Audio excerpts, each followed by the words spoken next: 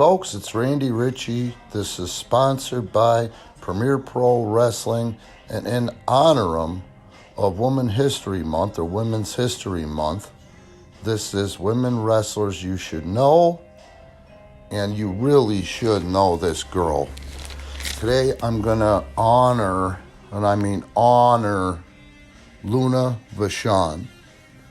Luna was born January 1962, and she passed away too soon, August 2010. Talk about a trailblazer and somebody who loved the wrestling industry with all of her heart and soul. As a matter of fact, I think she turned down certain opportunities before she passed because her self-esteem told her that she couldn't offer what she once could to the industry, and she didn't want to hurt it in that way. Unbelievable human being. She was the first woman to appear in a WWF video game. That's freaking cool. And that's huge. As we know, gaming is gigantic. It started back in the 90s with NBA Jam by Bally Midway, and then the WrestleMania arcade game. Those are probably two of the biggest games at the time in the early days of video gaming becoming as big as it is today. You know, Luna, I wish I had a couple of days to talk to you guys about Luna. In the background, you might notice there's this awesome song, I Never Met a Girl Like You Before. And really, when I hear that song, sometimes I think of Luna. Luna Vachon, it said, was diagnosed with mental illness at the age of 2 years old. At 4 years old, her father committed suicide. At that point, her mother, who survived her father, married one of the greatest wrestling names in the history of the industry, the Vachons. Paul Vachon, Paul the Butcher Vachon, adopted Luna. And from that point on, it's all she wrote. I'm sure that's where she ended up getting the sport ingrained into her soul. You know, she was a real tell it like it is person. With Luna, what you saw was what you got. She was beautiful. She was adorable. And she took on the persona of what would be considered a Wendy O. Williams, who was kind of the queen of punk rock at the time. You hear people say that Lemmy from Motorhead is God. Well, at the time, Wendy O. Williams was Lemmy's counterpart.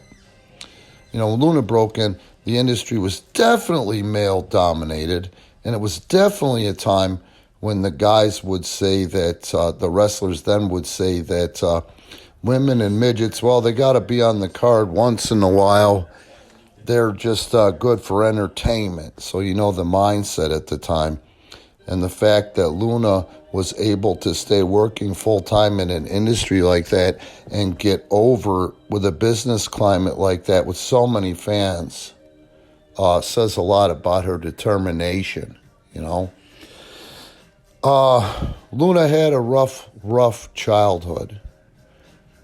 And, you know, as everybody knows, you know somebody, or maybe perhaps yourself, mental illness and addiction go hand in hand. I'm a living, breathing example of that. I've been fortunate enough to get sober and stay sober, but it's certainly the odds are against an addict in recovery, especially with mental illness.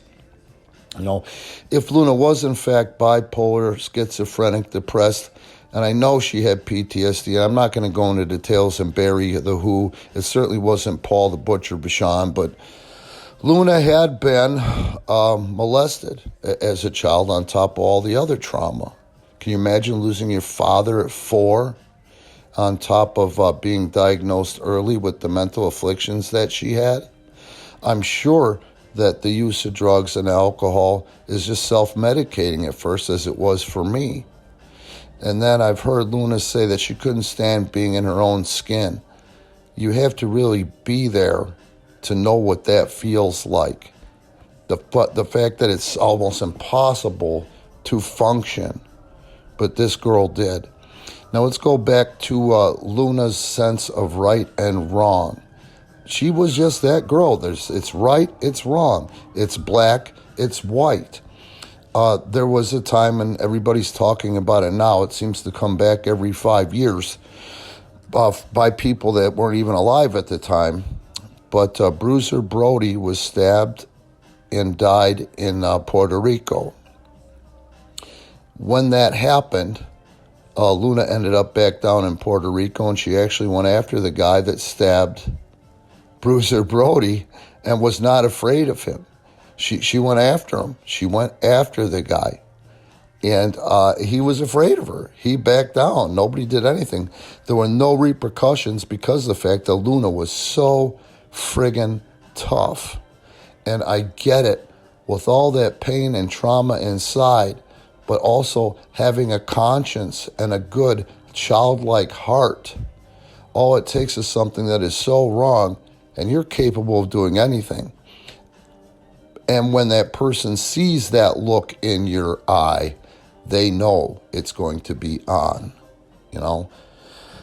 There was a time when I used to talk to David Heath quite a bit and Luna quite a bit, David Heath being her former husband, Gangrel, and they were just great people, you know, outstanding human beings, and that's what Luna was. You know, everybody heard the voice, and she did damage her vocal cords doing that Wendy O. Williams type gimmick. If you guys get a chance, go ahead and look up Children of the Damned by Wendy O. Williams. Wendy sang that song in that video, and it's a great video, by the way. But she did this thing with her voice, but she had machines and whatnot helping her to achieve said voice, you know, and effects. Luna did it. She came in there straightforward, and it really caught the people off guard because Wendy O. Williams was so controversial at the time. Luna Vachon ended up being Wendy O. Williams, not literally, but figuratively, on steroids, and the wrestling fan just ate it up anywhere in the country, man. Anywhere in the world, really, but she focused on the country. So, my personal experiences with Luna, you know, she used to talk to me once in a while when she was struggling, and I would talk to her when I was struggling. My ex-wife, when she was sober, they used to talk, you know, and I thought that was a great thing because they never met in person, but they would talk on the phone about certain issues of parenting and pain, you know, things that led to depression or, you know, whatever, man, for support. And that's the type of person Luna was. They barely knew each other, but in the same setting, that was probably an outstanding thing for both of them because they were both really closed up because of the things that they'd been through, you know. Here's, like I said, one of my personal experiences with Luna Vachon. There was a time back when wrestlers, and I mean wrestlers like Luna Vachon, were starting to take these independent bookings, mostly because they had to. She came in with David, and they were booked to wrestle at 2 events in Wisconsin on the same day. They weren't used to this indie shit, and that's what it was then, and it's escalated into even worse now, to what I like to call idiots. And one of the biggest idiots is this guy up, I don't know his real name, I can't remember it anymore, and I guess I probably shouldn't bury him, but he was responsible for the first booking. Well, David and Luna came in, and they didn't ever, like I said before, have to worry about getting paid in the wrestling industry. Someone's word was their bond. So she came in, and David came in, and they gave him a discounted price because they were able to get 2 bookings in the same day, and this guy was short on the money. Well, this is what Luna did. She jumped on him and was going to beat that money out of him. And David was over there talking to somebody else about something else. He looked over when this 300-pound slob started to be able to fight back. He went over and drilled the 300-pound slob, and then Luna jumped back on top of him. She never got her money, but she got her pound of flesh. Do you see what I'm saying? And this is a little tiny girl. I don't care what Wikipedia says. I don't think Luna was 5'2" and 110 pounds, to be honest with you. Of lean quality muscle. So that really tells you about her work ethic when you look at her body. She thought she looked bad. That was never the case. She was always adorable, no matter how much makeup she wore to try to look ugly, or to shave half of her head, or to shave both sides of her head. Look at the woman's features. She was a beautiful, beautiful woman. Well, that same day, I went and did a ring rental for the second guy, who was a more quality promoter in the Milwaukee area, and his word was his bond. He certainly had never effed anyone over on money as far as that went. And Luna came to the locker room like a professional wrestler, not an indie it. And one of the indie its there, who really fancied himself a real wrestler, and he had all these creative ideas where he was going to change the face of the business, and all these poor fools in the area, would act like he was holding court with his stupid shit, actually had a script written out because he was looking forward to working a legend like Luna. And I saw it happen. Luna said to this guy when he came in, he was hounding her about this script that he had written. And she said, "I'm sorry, honey," in the sweet voice, because her regular voice was really sweet and angelic. I'm sorry, honey. I'm more of a fly by the seat of my pants type of girl. We'll just put it together in the ring. But he kept on it like an obnoxious idiot that he actually is and was. The damage this guy's done for the wrestling area between northern Illinois and southeast Wisconsin, I can't even explain.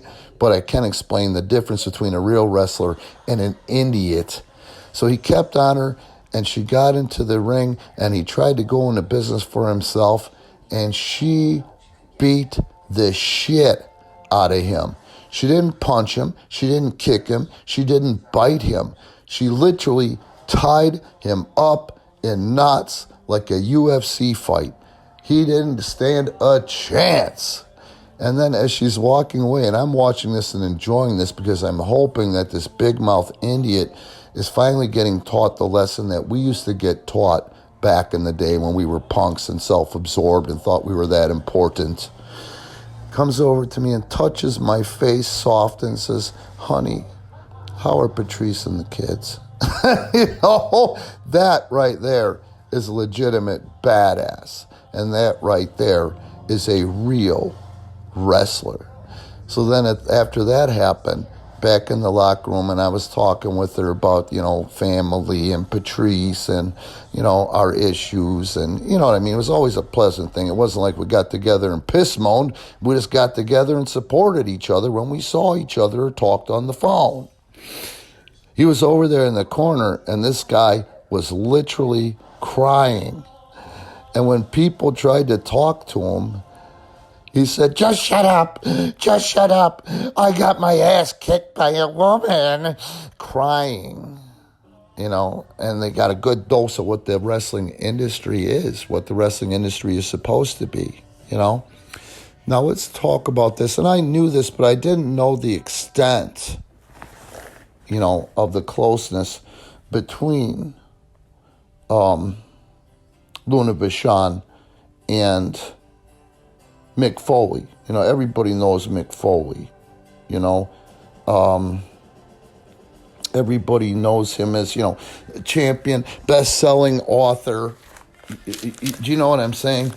But I do know, from my experiences, Mick Foley, who was very, very good to me when I started in the industry, and very, very good to me when I used to come in and do extra work for World Wrestling Entertainment, how much he really cared about Luna, and it shouldn't surprise me.